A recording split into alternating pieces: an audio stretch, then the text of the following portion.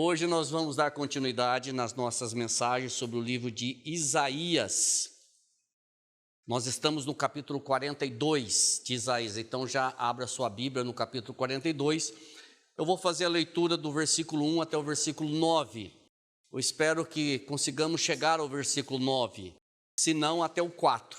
Mas vamos tentar fazer isso, porque o Velho Testamento, o Antigo Testamento, ele se cumpre no Novo Testamento. Ele aponta para Cristo, tudo aponta para Cristo. E quando nós lermos aqui Isaías 42, você que é um leitor da Bíblia, você vai dizer o seguinte: mas espera aí, ele está lendo os Evangelhos. Porque Isaías 42, ele está nos Evangelhos, citados por Jesus mesmo, pelos evangelistas, Mateus, Marcos, Lucas, João. Ele foi citado por Paulo, por Pedro.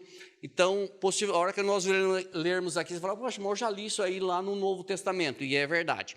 Deixa eu só fazer um comentário rápido aqui. O livro de Isaías tem quantos capítulos? Graças a Deus. 66, e ele é dividido em duas partes, do capítulo 1 ao 39 e do 40 ao 66. Outras pessoas fazem terceira divisão, mas vão ficar com essas duas aqui. E do 1 ao 39, nós já passamos por ele. O grande temor, a base da profecia de Isaías de 1 a 39 era a confiança no Senhor, não confiar nas nações, não confiar neles mesmos, e o temor era com relação ao povo assírio, porque os assírios viriam para conquistar o reino, conquistou o reino do norte e viria para conquistar o reino do sul. Outra advertência com relação ao 39, até o 39, era com relação à idolatria do povo. O povo judeu era um povo idólatra, é um povo que tinha outros deuses, outros ídolos. E o profeta Isaías, ele vem advertindo sobre isso. É interessante que quando o profeta Isaías ele vai falar mais propriamente dito sobre o Messias, sobre a vinda de Cristo, alguns autores dizem o seguinte: parece mais uma biografia do que uma profecia. Ou seja, a exatidão do que o profeta fala sobre Jesus Cristo, sobre o Messias, parece que é algo que ele viveu e não é algo que ele está profetizando que aconteceria 700 anos depois. Isso é impressionante. E no capítulo 42 nós vamos ver sobre isso daqui. Outra coisa, do 40 ao 55, a preocupação passou dos assírios para os babilônicos. Lembrem, nós já falamos sobre isso.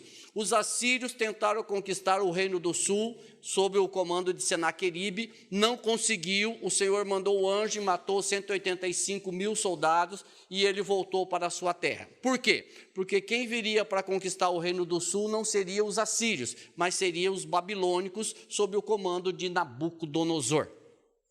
E esse exílio que aconteceu por 70 anos, levou o povo a perder muita coisa, perder parte das suas famílias, porque nem todos foram para o exílio, os mais pobres ficaram ali no Reino do Sul, em Jerusalém, mas perderam a sua liberdade, perderam um pouco da sua religião, perderam um pouco dos seus costumes, então eles perderam muita coisa. E o profeta Isaías, algo interessante, ele está profetizando isso no século 8. E o exílio aconteceu no século 6, ou seja, 200 anos depois. Lembre-se que o Antigo Testamento é decrescente, o século 8 vem antes do século 6. Então ele profetizou no século 8, vai convergir em Cristo Jesus. O exílio aconteceu 200 anos aproximadamente depois das visões ou da pregação de Isaías. E mais um detalhe para nós começarmos. O livro de Isaías, quando você lê Atos dos Apóstolos, você vai ver ali Lucas dizendo o seguinte: eu fiz uma pesquisa detalhada. Mas quando você vai para Isaías, você vai ver o seguinte, que o livro de Isaías, ele não é uma pesquisa detalhada. O livro de Isaías é uma visão. E ele fala no versículo 1:1, que visão de Isaías, filho de Amós, que ele teve a respeito de Judá e Jerusalém nos dias do rei Uzias, Jotão, Acás, Ezequias, reis de Judá. Não foram só esses reis que teve Judá, mas a profecia de Isaías foi justamente em cima disso. O capítulo 40, eu estou fazendo um resumo breve aqui para nós entrarmos e entendermos o que nós vamos falar. O capítulo 40, que nós estudamos há 2 estudos atrás, ele mostra o caráter de Deus, a sua grandeza, a sua soberania, o seu controle e poder sobre o universo. O 40 ele fala sobre isso. Vocês lembram que ele fala assim, que ele mantém as águas, a concha das suas mãos, ele conta todas as estrelas e ele chama cada uma pelo seu nome e nenhuma vem a faltar. Isso demonstra a soberania, o poder, a graça e o controle do Senhor sobre toda a criação, sobre todo o universo.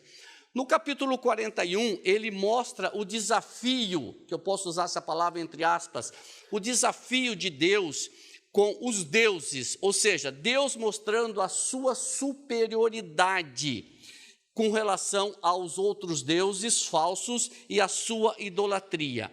E ele fala que o povo judeu que estava adorando esses deuses falsos, eles na realidade estavam sendo servos desses deuses falsos. Eles estavam trocando o Deus Todo-Poderoso pelo Deus falso.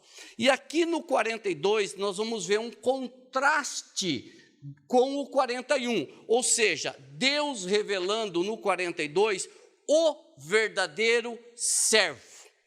Ele faz uma comparação entre aquelas pessoas que estavam servindo a deuses falsos com o verdadeiro servo. E eu quero ler aqui então agora, espero, de 1 a 41. Ele diz a 42, de 1 a 9, ele diz assim: Eis aqui o meu servo, a quem sustento, o meu escolhido, em quem a minha alma se compraz. Pus sobre ele o meu espírito, e ele promulgará o direito para os gentios. Não clamará, nem gritará, nem fará ouvir a sua voz na praça. Não esmagará a cana quebrada, nem apagará a torcida que fumega. Em verdade promulgará o direito, não desanimará, nem se quebrará, até que ponha na terra o direito, e as terras do mar aguardarão a sua doutrina. Assim diz Deus, o Senhor que criou os céus e os estendeu, formou a terra e tudo quanto produz, que dá fôlego de vida ao povo que nela está e o espírito aos que andam nela. Eu, o Senhor, te chamei em justiça, tomar-te-ei pela mão e te guardarei, e te farei mediador da aliança com o povo e luz para os gentios, para abrires os olhos aos cegos, para tirares da prisão o cativo e do cárcere os que jazem em trevas. Eu sou o Senhor, este é meu nome. A minha glória, pois, não a darei a outrem, nem a minha honra às imagens de escultura. Eis que as primeiras predições já se cumpriram, e as novas coisas eu vos anuncio, e antes que suceda, eu vos farei ouvir.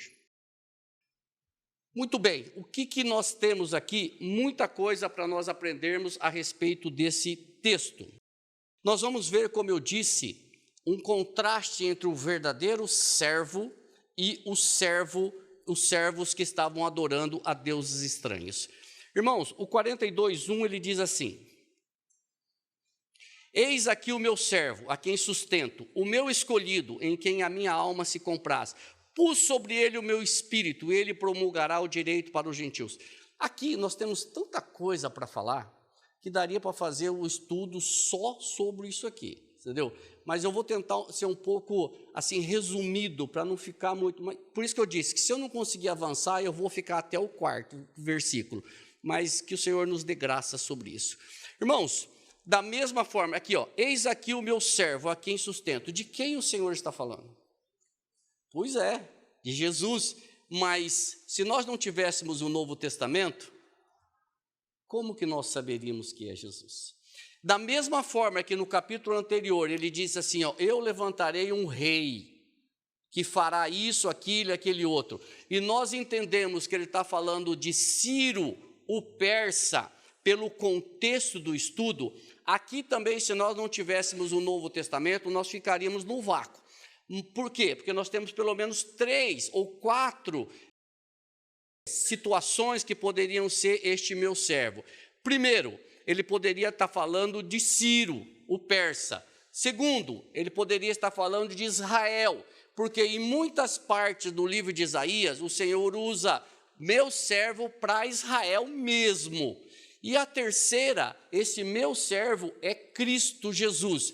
E nós vamos ficar com a terceira opção. Mas por que nós vamos ficar com a terceira opção? Porque o Novo Testamento fala que esse texto é de Jesus. O próprio Jesus Cristo, se você prestou atenção aqui no versículo 9, o próprio Jesus Cristo, ele abre o livro lá na sinagoga, nós vamos ver um pouco mais para frente, e ele cita esse texto como ele mesmo. Por isso que nós ficamos como sendo de Jesus Cristo. O evangelista, para nós começarmos a fazer essa comparação, não vai ter como, irmãos, eu pegar Isaías 42 e não relacionar o Novo Testamento. Tem que fazer isso, porque Isaías 42, de 1 a 4 ou de 1 a 9, ele está relacionado ao Novo Testamento. E eu vou citar muita coisa do Novo Testamento para nós falarmos sobre este assunto. O primeiro que o próprio evangelista Mateus, no capítulo 3, por ocasião do batismo de Jesus Cristo, ele usa esse texto, onde ele diz assim, ó, este é meu filho amado, em quem me comprazo. Ou seja, o próprio Deus falando ali no batismo de Jesus, ele cita esse texto como sendo aplicado. E Mateus, ele aplica expressamente e diretamente esse texto a Jesus Cristo. Ou seja, então nós já aqui eliminamos qualquer outra opção de que esse texto estaria falando de Israel, ou de Ciro, ou de Abraão, ou de qualquer outra pessoa. Esse texto ele está falando expressamente e diretamente de Jesus Cristo. E além disso, em Mateus 12, 18, ele é apresentado como meu servo, que escolhi, o meu amado, em quem a minha alma se compraz. Ou seja, quem é que está falando isso? Quem é que está ratificando esta expressão de que ele é o meu servo? É o próprio Deus. O próprio Deus dizendo de quem é que ele está falando. E com isso, esse texto, irmãos, de Isaías, ele refere-se, como eu disse, a Jesus Cristo, e não tem como falar de outra pessoa. Ele refere-se ao nosso Salvador e Senhor, ele refere-se ao Filho de Deus, que seria manifestado fisicamente 700 anos depois. Por isso que eu disse, quando Isaías escreve sobre Jesus Cristo, parece que ele está fazendo uma biografia de algo que ele já viveu, e não de algo que aconteceria 700 anos depois. Porque o que Pedro fala? Pedro fala que o cordeiro, o negócio às vezes dá um nó na cabeça da gente. Por quê? Porque, espera um pouquinho, o Jesus Cristo, o Messias, ele foi manifestado fisicamente 700 anos depois da carta de Isaías. Só que ele morreu antes da fundação do mundo. Ué, como é que pode uma coisa dessa? Pode, porque Pedro diz isso, ele diz assim, como diz, o cordeiro foi imolado antes da fundação do mundo, porém manifestado no fim dos tempos por amor de vós. A sua salvação, se você crê, a minha salvação, ela aconteceu antes da fundação do mundo. Só que Cristo foi manifestado fisicamente, ele se encarnou fisicamente para que nós crescêssemos por amor de nós 700 anos depois da carta de Isaías, 700 e poucos anos. Isso, irmãos, mas isso é verdade? Isso é verdade, porque é a palavra de Deus, e a palavra de Deus não mente, ela é inerrante, infalível, ela é verdadeira, ela é o manual do crente. Agora, o que eu faço? Creia, creia, creia, creia, creia. E nós observamos nesse texto, irmãos, o relacionamento, o cuidado, a confiança do pai com o filho. E aí eu vou tentar dar uma esmiuçada nisso. Primeiro, ele é servo. O Senhor, o pai chama, ele é servo. E aí eu digo, peraí, mas ele não é filho? sim, ele é filho, mas ele é servo, que embora sendo filho, ele assumiu a forma de servo, de mediador. Ele aprendeu e foi obediente. Embora sendo filho, ele assumiu a forma de servo. Ele renunciou a si mesmo para o progresso do reino de Deus. Como nós podemos ver isso no Novo Testamento em várias passagens. A mais explícita, usar esse termo, que nós percebemos é Filipenses capítulo 2, versículos de 6 a 8, quando Paulo escreve, ele diz assim, olha o que Paulo fala, escrevendo a sua carta aos Filipenses, que sendo em forma de Deus, de quem que Paulo está falando aqui? De Cristo, de Jesus Cristo, que sendo em forma de Deus, não teve por usurpação ser igual a Deus. Ele não quis usurpar o trono de Deus, mas esvaziou-se a si mesmo, tomando a forma de servo, fazendo-se semelhante aos homens, e achado na forma de homem, humilhou-se a si mesmo, sendo obediente até a morte e morte de cruz. Irmãos, de quem que Paulo está falando? Ele está falando de Jesus. Ele está falando da mesma pessoa que Isaías está falando no capítulo 42. Ele está falando de Jesus Cristo. Ele não apenas parecia com os homens, ele era homem. Ele comeu, ele bebeu, ele sofreu, ele teve sono, ele era homem. Ele era homem. Se você prestar atenção nos evangelhos, certas vezes Jesus comeu, Jesus teve cansaço, Jesus bebeu, Jesus sofreu, foi cuspido, foi maltratado como homem.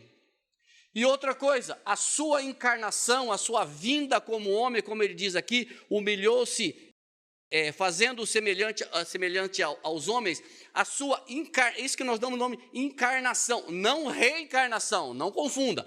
Encarnação de Jesus Cristo, vindo como homem, não foi uma ilusão, como alguns na história diziam, não, é uma ilusão, ele não veio, não, ele veio como homem, a prova é que ele sofreu, ele comeu, ele cansou. Então, a sua encarnação, irmãos, não foi uma ilusão. Ele escolheu revelar-se por meio da sua humanidade. Ele não há assim, um vislumbre, não. Foi real a sua encarnação. E o autor aos Hebreus, ele nos ajuda muito nesse entendimento. Hebreus 4,15 fala sobre isso. Ele diz aqui, porque não temos um sumo sacerdote que não possa compadecer-se das nossas fraquezas, porém um que, como nós, em tudo foi tentado, mas sem pecado. Irmãos queridos, isso é maravilhoso. Todas as vezes que eu e você sofremos, todas as vezes que você passa por uma dificuldade, um problema, uma doença, seja ela de qual sorte for, saiba que o Cristo, o nosso Senhor, o nosso Salvador, ele foi homem e ele foi tentado em todas as coisas, só que uma diferença, ele não pecou. Isso eu não estou falando em imperfeição da nossa parte, mas isso eu estou falando que quando nós passamos por dificuldades, quando você passa por um problema, seja uma doença, seja o que for, você tem a quem pedir socorro. E eu já disse isso algumas vezes, Jesus não é um espectador da sua necessidade. Jesus não é espectador do seu problema. Ele não sabe teoricamente do que você está passando.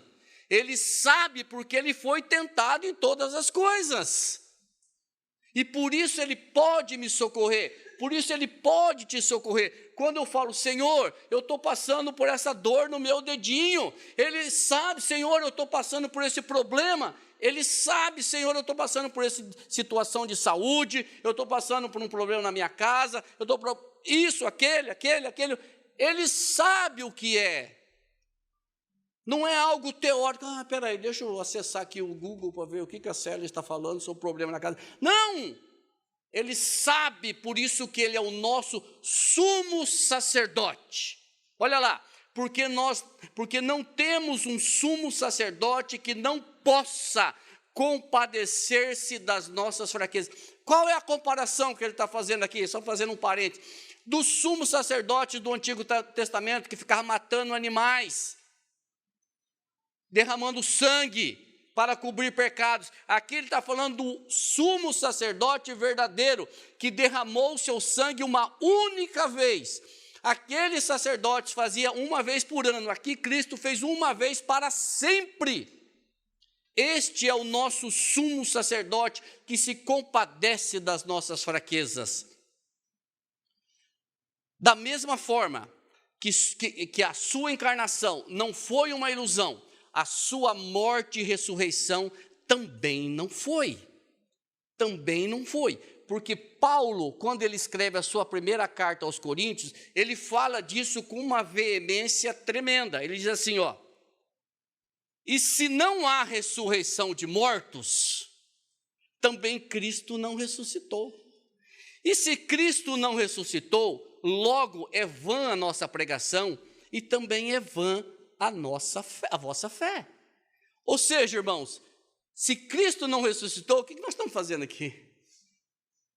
Se Cristo não ressuscitou, é vã a sua fé. Se a morte, se a encarnação, morte e ressurreição de Cristo foi uma ilusão, nós estamos perdendo tempo. Nós estamos cantando aqui o que não é verdade. Mas não é uma ilusão. A morte e ressurreição de Cristo não foi ilusão. Onde estaríamos nós se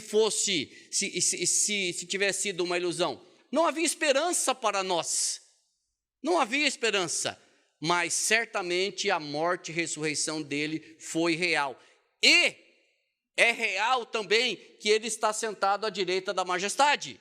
E é real o que diz em Efésios capítulo 1, que pela fé nós estamos assentados nas regiões celestiais com Cristo Jesus.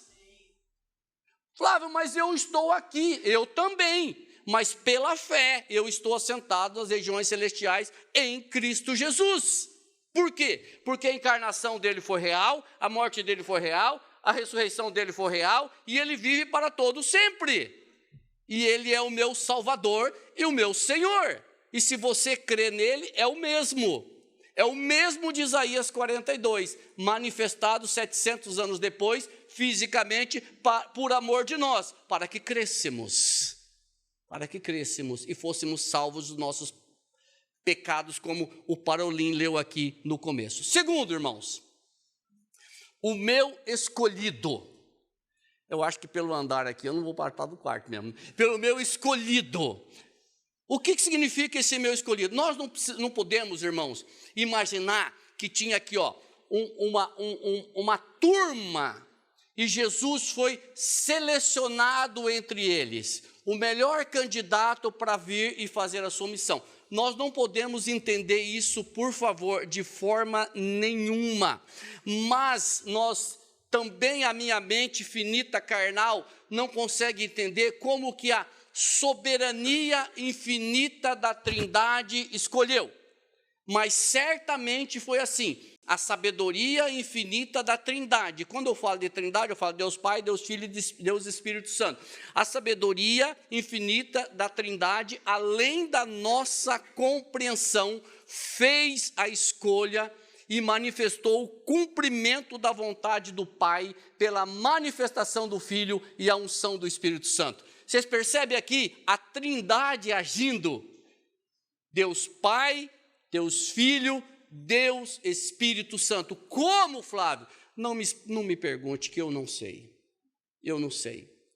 Sobre Trindade, a gente tem algumas explicações, mas a gente percebe que não foi uma escolha aleatória. Alguém diz assim, quem quer ir? Quem quer? Não, eu quero. Não.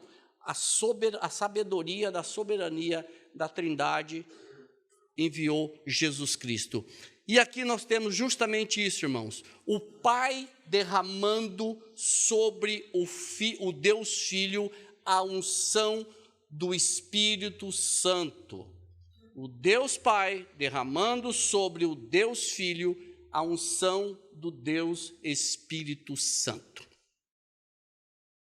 Nós vemos isso aonde? Em Mateus 3, 16 e 17, eu não tenho esse texto aqui, mas vocês lembram de lá, quando Jesus saiu da água, o que aconteceu?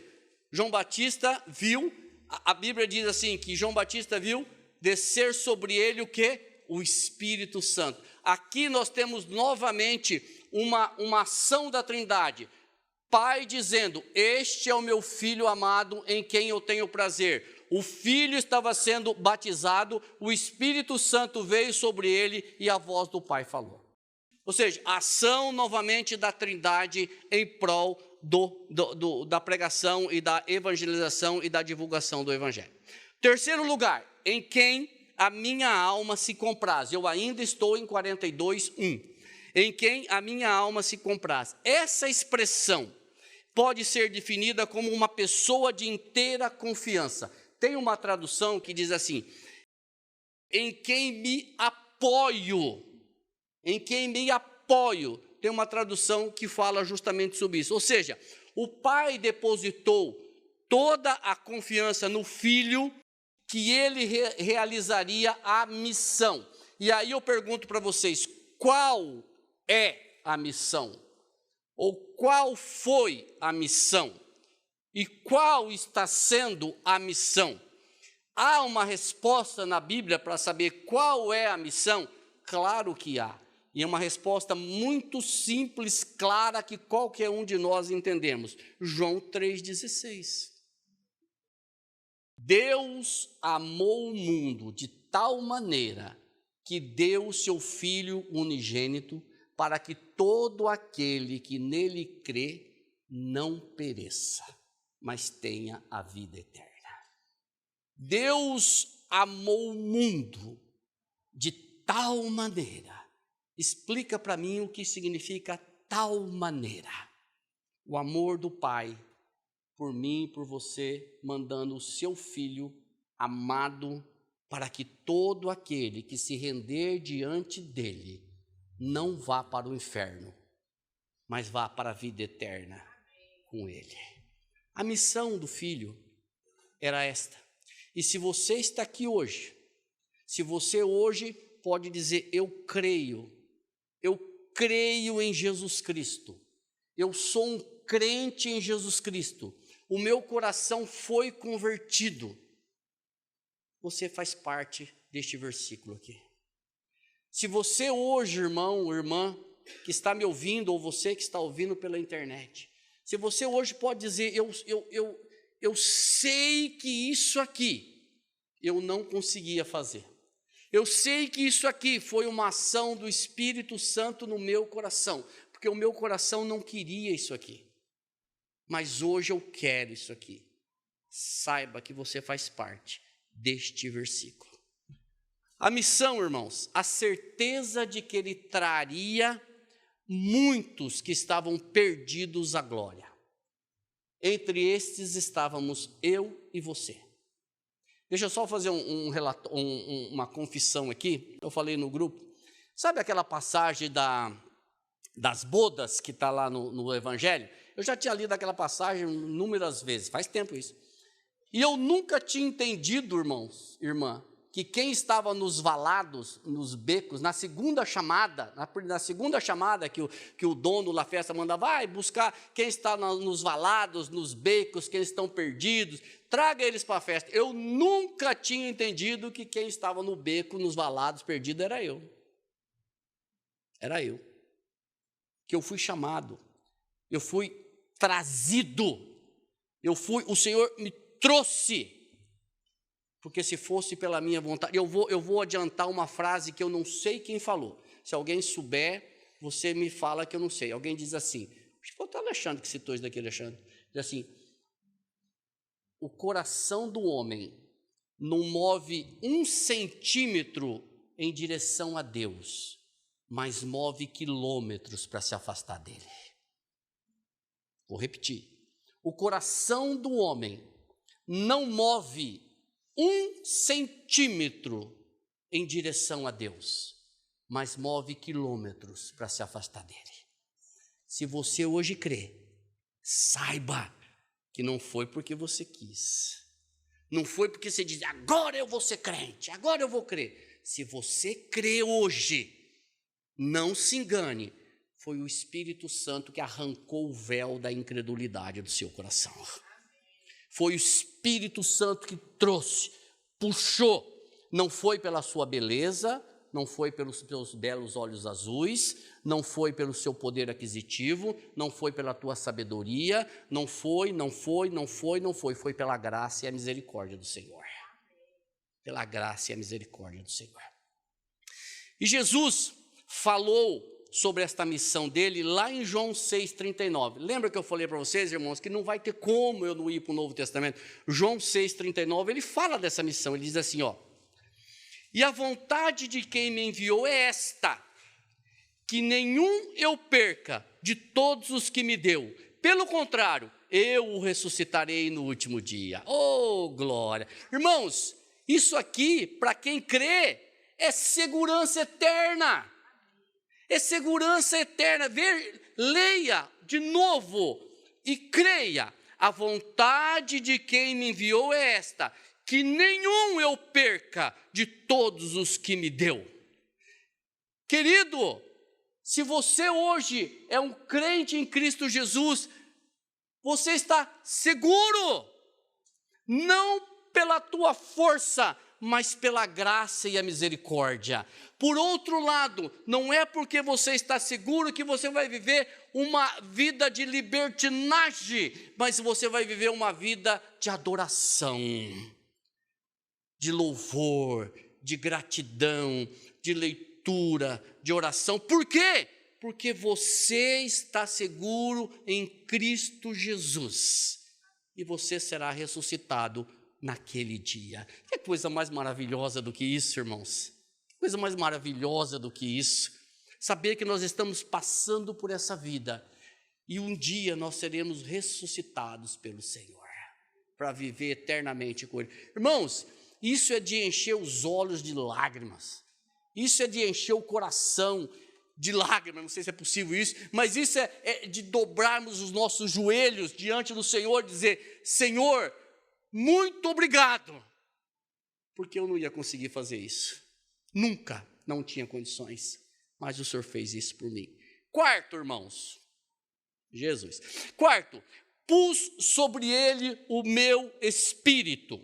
Irmãos, a vinda do Espírito sobre ele foi sem medida.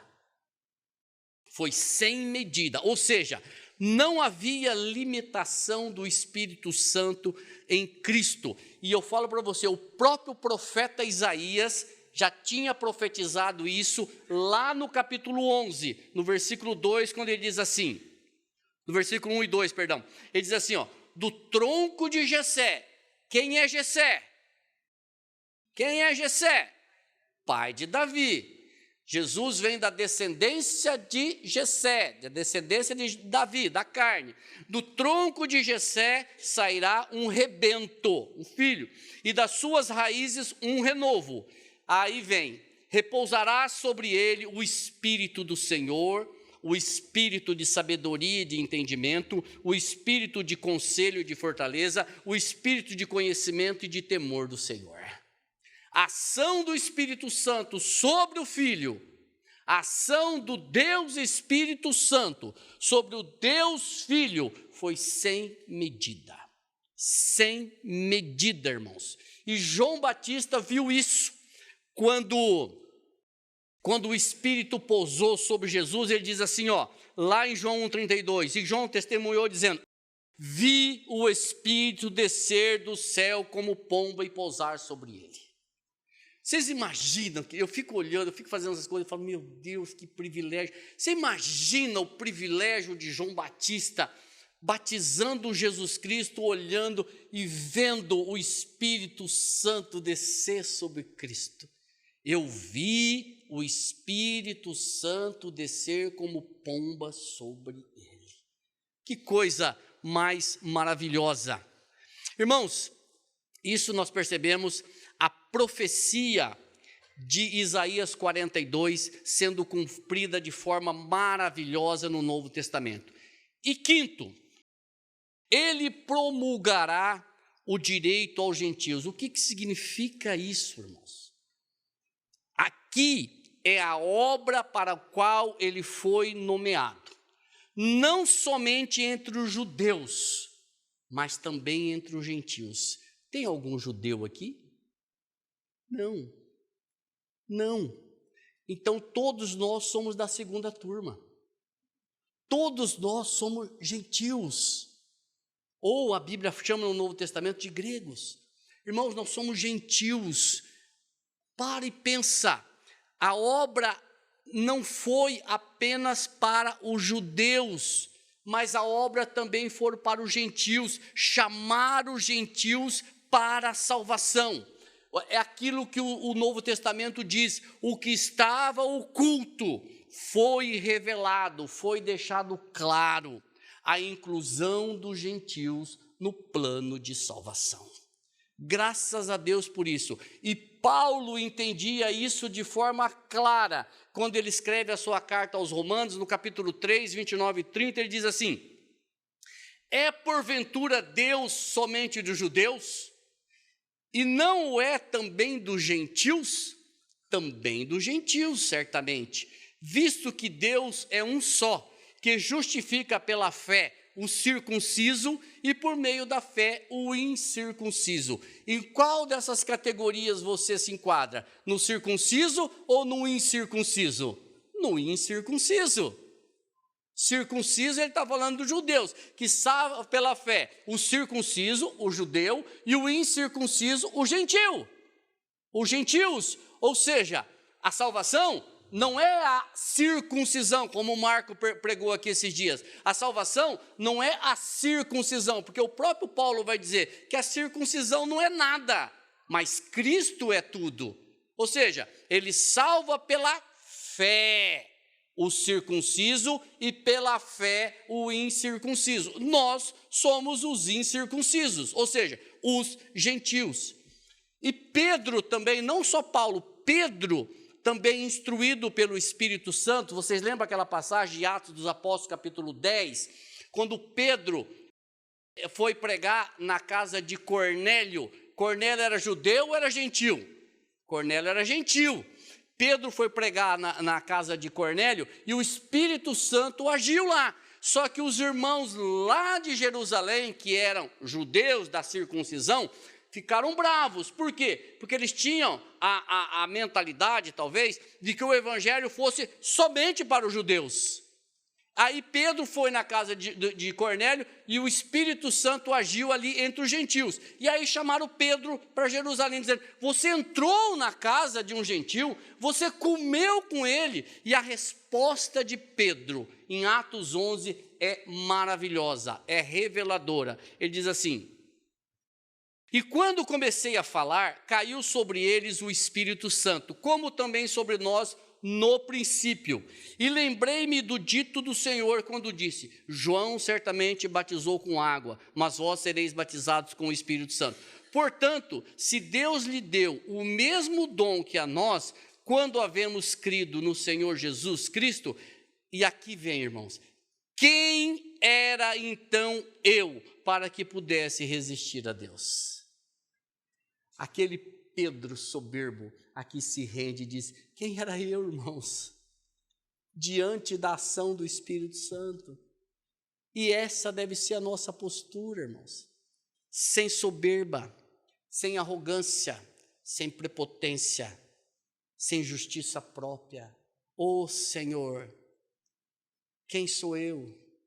Quem foi eu? Ô Senhor, muito obrigado por tudo que o Senhor fez por mim. Irmãos, eu queria só fazer algumas aplicações ou aprendizado. A minha esposa sempre puxa a minha orelha. Eu quero revelar isso daqui para vocês orarem por mim, tá, irmãos? Orarem por mim. Eu sou explorado naquela casa. Irmãos, vocês orem por mim, porque a minha esposa sempre puxa a minha orelha. Diz: mas você precisa fazer aplicações práticas. Eu falo: Jesus amado, eu faço aplicações práticas. Primeira aplicação prática: Jesus deu a sua vida pelo rebanho. Você faz parte do rebanho? Eu faço parte do rebanho. Se você faz parte do rebanho, irmãos, Jesus deu a vida por você. E sabe o que você merecia? A vida dele, o sangue dele? Não, nem eu. Não precisa ser espiritual para saber disso. Não precisa ser teólogo. Não precisa ser um Danilo, entendeu? Um PhD, um THD, como diz o Augusto Nicodemos, um TNT, entendeu? Você não precisa ser o Alexandre, que é um mestre da sabedoria. Nem olhou para mim, né, Alexandre? Não precisa ser. Irmãos, Jesus deu a sua vida pelo rebanho. Você não precisa ser um teólogo para olhar para a sua vida e saber o seguinte: Senhor, misericórdia, porque eu não merecia isso. Se você for sincero com você mesmo, não precisa ser sincero comigo. Se você for sincero com o seu coração, você vai saber que você não merecia isso. Você vai saber que você merecia, era tacho. Mas o Senhor foi misericordioso com você. Ele morreu pelo rebanho. Segunda aplicação prática. Que as nossas almas se comprazam, se tem prazer em Jesus. Tenham prazer nele. Tenham prazer na sua palavra. Tenha prazer em estar com os irmãos. Tenha prazer em meditar. Tenha prazer em orar. Tenha prazer na divulgação da palavra. Ontem, a Josi postou, o Jamilson, nós estamos fazendo um evangelismo aqui de sábado, todo sábado à tarde, e os filhos do Jamilson foram juntos e eles foram entregar um folheto numa residência e a pessoa não quis o evangelho. Aí os filhos do Jamilson falaram: pai, como eles podem não querer a palavra de Deus? Como que eles podem rejeitar o evangelho? Uma criança. Como podem rejeitar o evangelho? Quantos rejeitam o evangelho? Um dia você já rejeitou também. Um dia alguém veio falar para vocês, rapaz, para com conversa fiada. Mas no outro dia, o Espírito Santo arrancou aquele véu de incredulidade e hoje, se você for sincero com você mesmo, você vai dizer: meu Deus, como eu era ignorante. Meu Deus do céu, quanta bobagem eu fiz e falei. Mas o Senhor foi misericordioso com você. Terceira, que como servos dele, nós nos alegremos nele, confiemos nele, sejamos unidos a ele. E por último, por meio de Cristo, Deus se agrada de nós, se compraz em nós. Agora eu quero, terminando mesmo, fazer uma conversa com você que está aqui, ou com você que está ouvindo, ou com você que vai ouvir depois, que ainda não tem essa compreensão, que ainda não crê, que ainda não reconhece que você é um pecador ou uma pecadora e que precisa da mediação de Cristo Jesus, que já morreu na cruz. Meu querido, minha querida, não deixe o tempo passar. Vá diante de Cristo. Se você não entendeu nada do que eu falei, eu não te julgo, porque eu também não entendi durante muitos anos. Vá diante do Senhor e diz: Senhor, eu não entendi absolutamente nada do que Ele falou. Quando Ele falou que ia terminar, eu fiquei super feliz. Então, irmãos, vá diante do Senhor e diga: Senhor, eu não entendi nada. Por favor, me esclareça. Eu vou usar essa frase de novo, que eu já usei ela algumas vezes. Frase essa eu sei de quem? Do pastor Marcos Granconato. Eu consigo chegar até os teus ouvidos, ao teu coração só o Espírito Santo. Que ele verdadeiramente arranque o véu de incredulidade e te converta a ele mesmo. Em nome de Jesus Cristo. Amém?